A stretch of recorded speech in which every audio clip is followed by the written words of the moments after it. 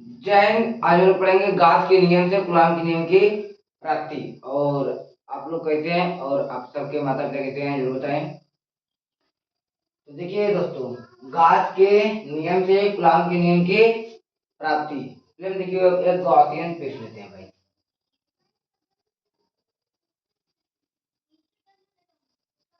देखो अब इस पूरे गॉसियन पृष्ठ का मान निकालने के लिए पहले हमको अल्पांश लेना पड़ेगा। तो हम ये भाई यहाँ पर अल्पांश ले लेते हैं।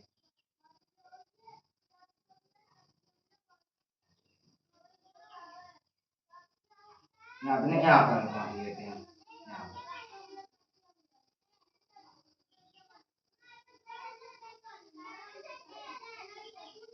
ये क्या भाई, हम अल्पांश लेंगे। इसके बिंदु, ये क्या है, बिंदु ओ। बिंदु ओ ये क्या है भाई, अल्पांश है। हम इसे ऐसे बनाते हैं। ये क्या है, इसका अल्पांश है। इस पूरे का मान निकालने के लिए पहले हमको अल्पांश का मान निकालना पड़ेगा भाई। तो देखो यहाँ पर प्लस क्यों आवेश है, बिंदु ओ पर प्लस क्यों आवेश है। तो यहाँ से जाने वाली विद्युत बल रेखाएं जाएंगी यहाँ से विद्युत रेखाएं कहाँ तक जाएंगी, यहाँ से यहाँ तक की दूरी r। ये क्या है, बिंदु P। लो भाई, ये क्या है, बिंदु P। अब यहाँ से विद्युत बल रेखाएं देखो, यहाँ पर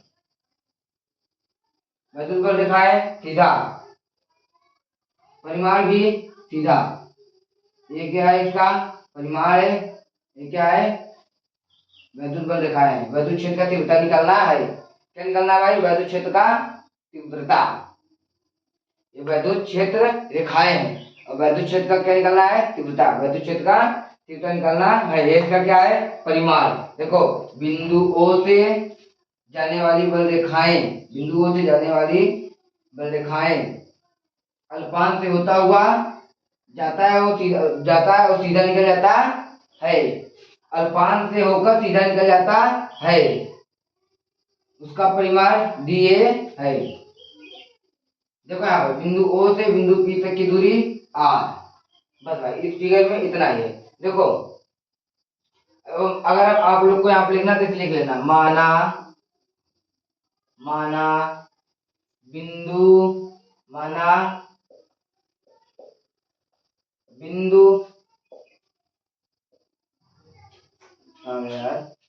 बिंदु आवेश, माना बिंदु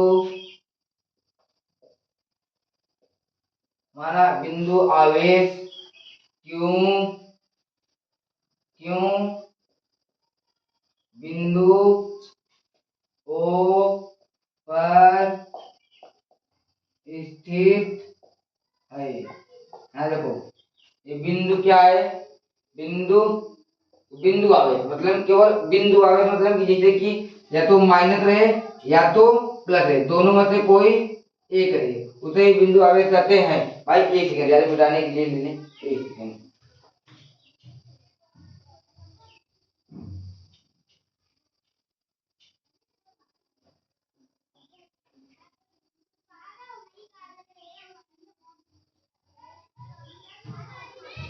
चलो देखो भाई, मिटाने के लिए जो मिला वही लेकर चले आए। देखो भाई ये क्या है, चलो यही पूछा है। देखो यहाँ पर इसमें ये क्या है, बिंदु ओ पर प्लस क्यों आवेश है। बिंदु ओ से कहाँ पर अल्पांश निकालना है, बिंदु ओ से बिंदु P तक की दूरी क्या है, r। बिंदु ओ से जाने वाली विद्युत बल रेखाएं, विद्युत क्षेत्र रेखाएं कहो या विद्युत बल रेखाएं कहो, बिंदु ओ से जाने वाली विद्युत बल रेखाएं अल्पांश से होकर सीधे गुजर जाती हैं और उसका परिमाण dA उसी दिशा में जाती है। देखो माना, आप लोग को ऐसे लगा लिखना है तो लिख लेना, माना बिंदु आवेश Q। बिंदु आवेश माना कि केवल एक आवेश है। देखो बिंदु आवेश क्यों बिंदु O पर स्थित है, या आप लोग ऐसे मान लेना, माना आवेश क्यों बिंदु O पर स्थित है। फिर यहाँ पे लिख लेना बिंदु ओ पर स्थित है। यहाँ पर बिंदु ओ से या प्लस क्यों क्या लिखना है, बिंदु बिंदु हाँ ये लिखा है। बिंदु ओ से बिंदु पी तक की दूरी, बिंदु ओ से सीधा लिखो, पी तक की दूरी आर है। बिंदु ओ से बिंदु पी तक की दूरी आर है, इतना लिखा है। और आर है और वैद्युत क्षेत्र इसमें इस आर है, इसकी वैद्युत क्षेत्र का तीव्रता निकालना है, इसकी वैद्युत क्षेत्र तीव्रता निकालना है भाई, बस इतना लिखना है। अब देखो एक तो भाई हम करते हैं। अब ये देखो, माना बिंदु आवेश क्यों बिंदु ओ पर स्थित है, बिंदु आवेश क्यों बिंदु ओ पर स्थित है, बिंदु ओ से बिंदु पी तक की दूरी क्या है, स्मॉल आर है, बिंदु पी स्मॉल आर है। अब और लिखना तो ये भी लिख लेना भाई, बिंदु था प्लस क्यू से जाने वाली वैद्युत बल का वैद्युत क्षेत्र का है, अल्पांत से होकर सीधे चली जाती है और उसका परिमाण भी उसी दिशा में होती है। ये भी लिखना, लेकिन वो मत लिखना। अरे कोई चित्र है, मोटा लिखते भाई, आप लोग इसके आगे लिख लेना। देखो इतना है ना। अब हम लिखते हैं अल्पांश डीए के कारण, वैद्युत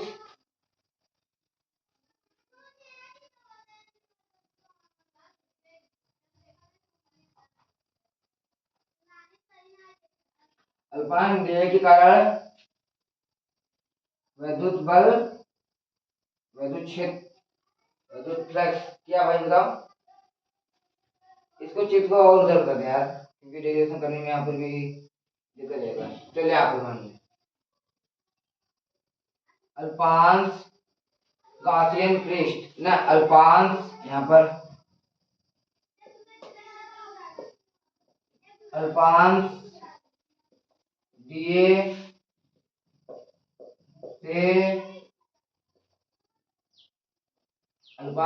से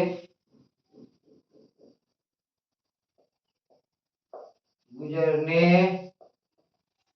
वाला वैद्युत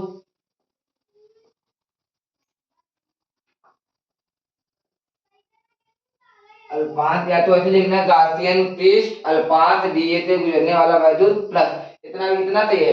अल्पांश डीए से गुजरने वाला वैद्युत फ्लक्स, ये क्या है, अल्पांश डीए है भाई, ये अल्पांश डी है, अल्पांश डीए से गुजरने वाला वैद्युत फ्लक्स।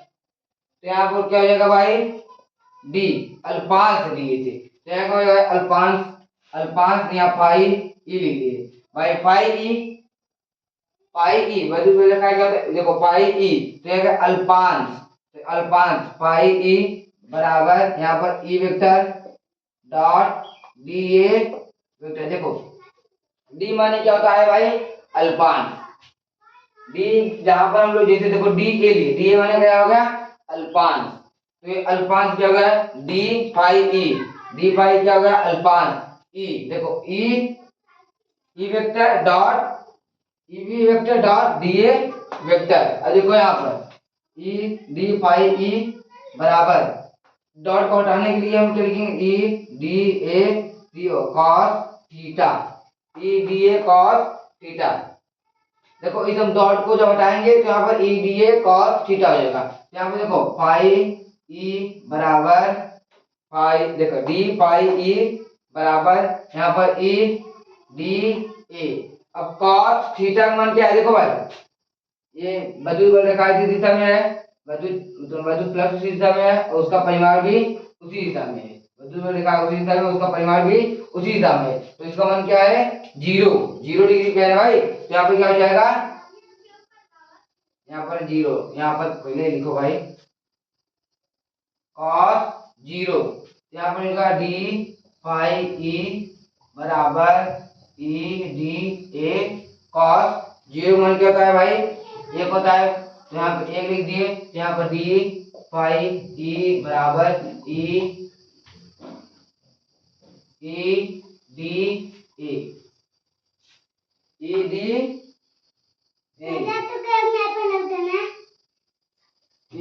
ए डी फाई ई बराबर ई डी ए। अब देखो यहाँ तक हो गया। देखो हम इसके आगे निकालेंगे आगे। यहाँ पर इसको हम मिटा रहे हैं।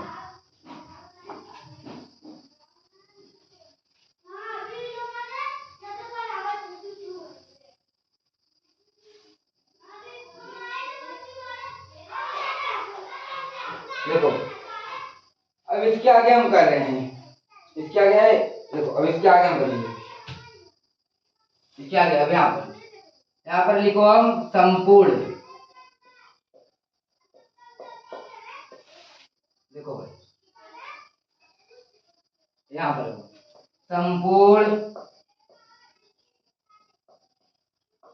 संपूर्ण घातीय पृष्ठ से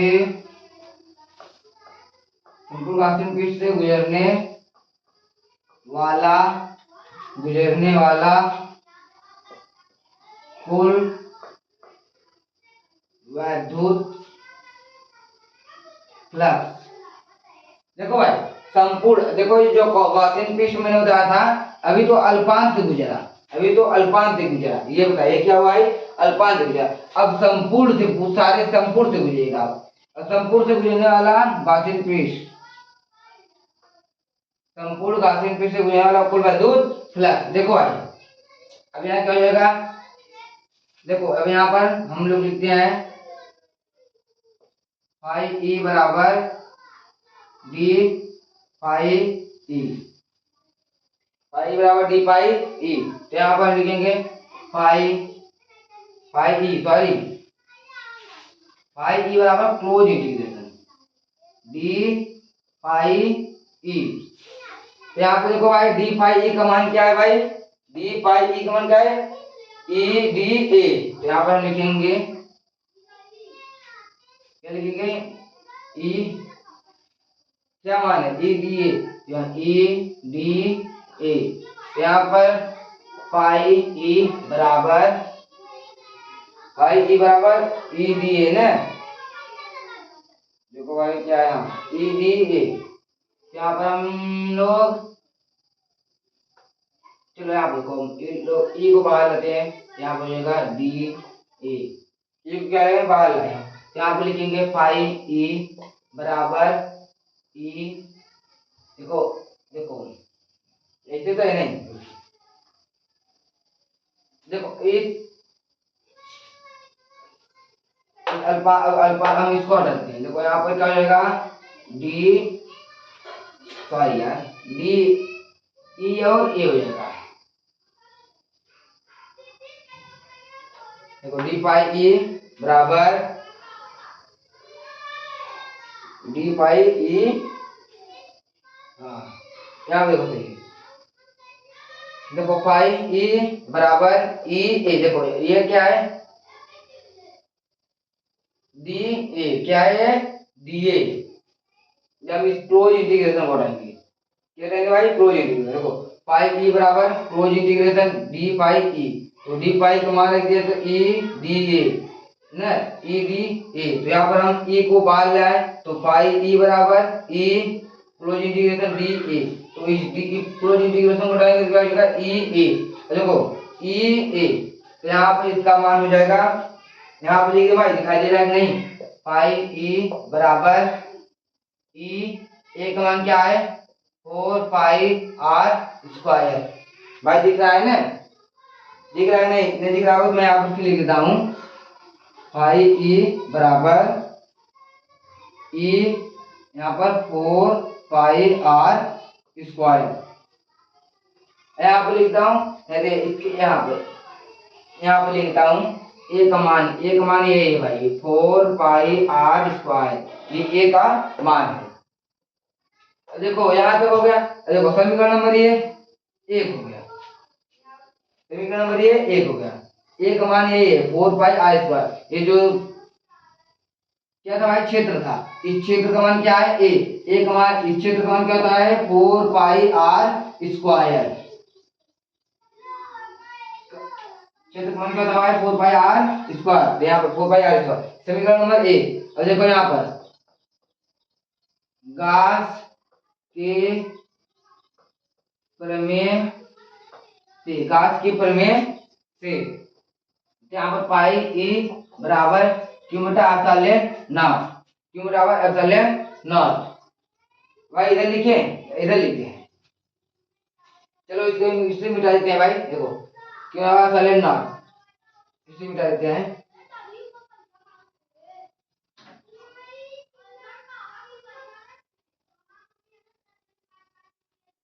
देखो गास की प्रमेय से, गास की प्रमेय पाई, देखो पाई बराबर क्यू बटा एप्सिलॉन नॉट। तो देखो ये क्या होगा, समीकरण नंबर 2 हो गया। अब देखो यहाँ पर समीकरण 1 व 2 से, समीकरण नंबर 1 व 2 से, तो समीकरण नंबर 1 क्या है, देखो भाई समीकरण नंबर 1 क्या है, समीकरण पहले ए करते हैं। तो यहाँ पर यहाँ पर 4 पाई r² ना बराबर, समीकरण नंबर 2 क्या है, क्यू बटा एप्सिलॉन नॉट। यहाँ पर लिखते हैं क्यू बराबर एप्सिलॉन नॉट। देखो ई है, तो यहाँ पर हम ई को क्या करते हैं बराबर, ई को क्या लेते हैं हम बराबर में लेते हैं। तो यहाँ 4 पाई है ना, यहाँ पे देखो ये 4 पाई एप्सिलॉन नॉट को हम साथ में लेते हैं, 4 पाई एप्सिलॉन नॉट। देखो इसके बटा 1 हो जाएगा, 1/4 पाई एप्सिलॉन नॉट। और यहाँ पे जो क्यू है, क्यू अपनी जगह पे रहेगा, और आर ये जो है आर यहाँ पे चलेगा, r², ये यहाँ पे चला जाएगा और ये यहाँ पे चला जाएगा। अब समझ लो भाई, यहाँ पे ज्यादा उलझन मत लो। यहाँ तक ये हो गया, देखो यहाँ तक, यहीं तक है। अब देखो यहाँ क्या पूछा है, गॉस के नियम से कूलॉम के नियम की प्राप्ति। अब देखो हम कूलॉम के नियम प्राप्त करेंगे। देखो कूलॉम के नियम भाई इसी फॉर्मूला प्राप्त करेंगे।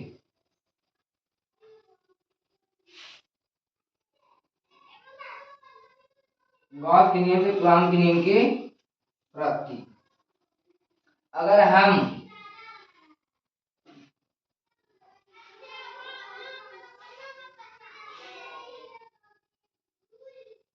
यहाँ पर है,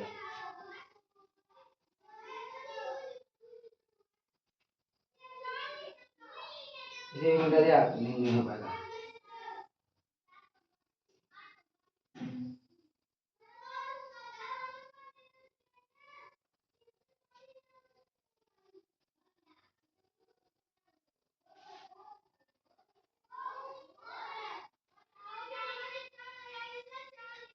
अब देखो यहाँ पर, अगर देखो यहाँ पर हमने क्यू को मान निकाला था, अगर जिसे मैंने यहाँ एक गोला बनाया था, यहाँ पर हमने प्लस क्यू लिखा था। अगर प्लस क्यू की जगह पे क्या क्या हो, धन परीक्षण आगे तो तब, तो ये धन परीक्षण। अगर देखो अगर क्यू है यहाँ पर नॉट लगे, क्या हो जाएगा धन परीक्षण आवेश। अगर क्यू की जगह पे धन परीक्षण आवेश हो तब,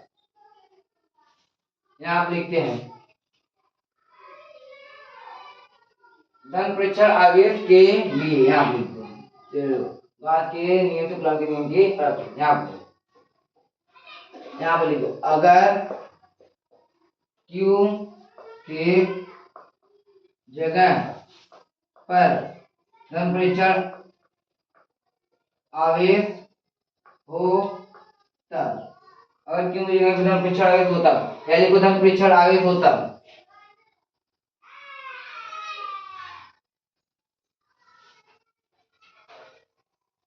यहाँ लिखो गॉसियन पृष्ठ में, गॉसियन पृष्ठ में धन परीक्षण आवेश हो तब, गॉसियन पृष्ठ में धन परीक्षण आवेश हो तब। देखो भाई यहाँ पर देखो भाई F F phi, F phi नहीं, F D E, F D E. देखो ये देखो एफ यहाँ क्या हो जाएगा, एफ यहाँ पर लिखते हैं भाई एफ बराबर डी, छोड़ो क्या है भाई, ये क्या है ई का मान क्या है, एक बटा 4 पाई एप्सिलॉन, क्या है भाई, ये है ना 4 एफ डी,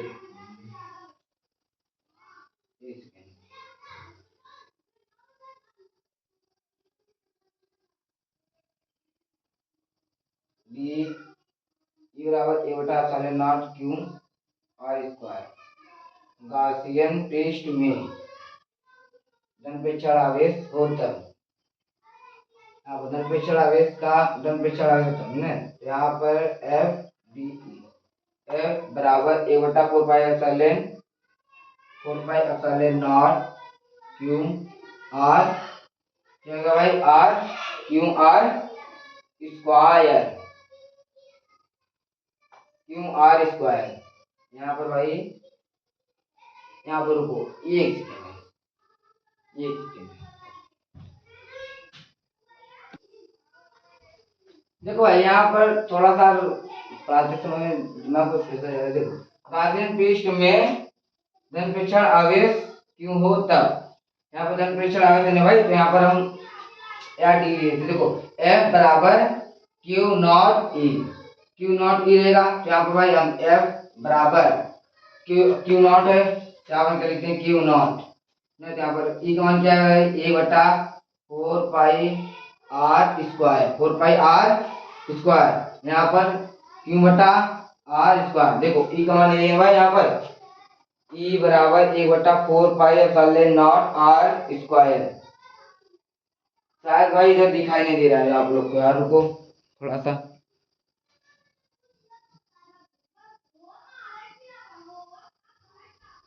सॉरी यार क्योंकि पीछे देख नहीं रहे हैं, चलो आप लोग समझ जाना, ई बराबर 4 पाई नॉट आर स्क्वायर। देखो यहाँ पर, अब देखो यहाँ पर हम लिखते हैं एफ बराबर 1/4 पाई आर स्क्वायर है, 4 पाई नॉट, यहाँ पर 4 पाई नॉट, यहाँ पर क्यू और धन प्रेक्षण आवेश, यहाँ देखो भाई ये धन प्रेक्षण आवेश इसके पास चला गया, एफ बराबर 1/4 पाई नॉट धन क्यू और धन प्रेक्षण आवेश यहाँ पर आर स्क्वायर। अब देखो यहाँ पर, देखो यही तक है, यहाँ पर हम कूलम्ब के नियम हम प्राप्त कर चुके हैं। देखो यहाँ पर हम F directly proportional Q not R square,